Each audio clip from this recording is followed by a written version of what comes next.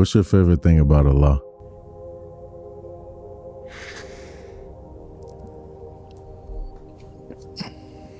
That he's just the best of planners, the most intelligent. He understands, and he has written everything that happens already before it happened.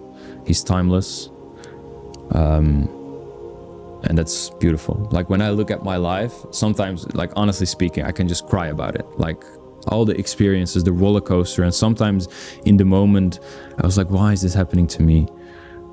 But then you look later what it teached you and why it happened, and like it's just beautiful. It's just beautiful. And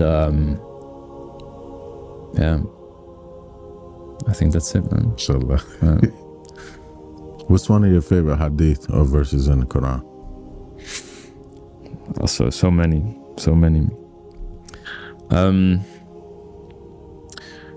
When it's speaking about hadith, I think also the way we as Muslims use the sunnah is by practicing, like putting the Quran into practice, right? Our Prophet ﷺ was the walking Quran. He was the best human being that has ever lived on this planet. So I think the way he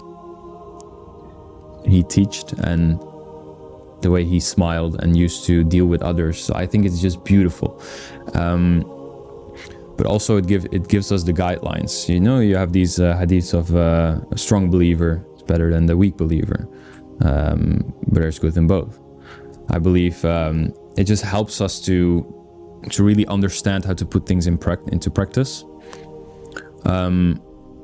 It's very hard to say, to give you one. It's too hard. There are like so many already popping up in my head.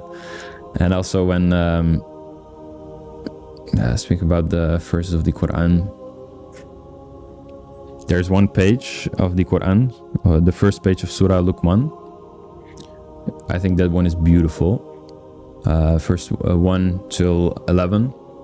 It really talks about how people who are guided for the best manners, and people who are astray, it's just they're lost, right?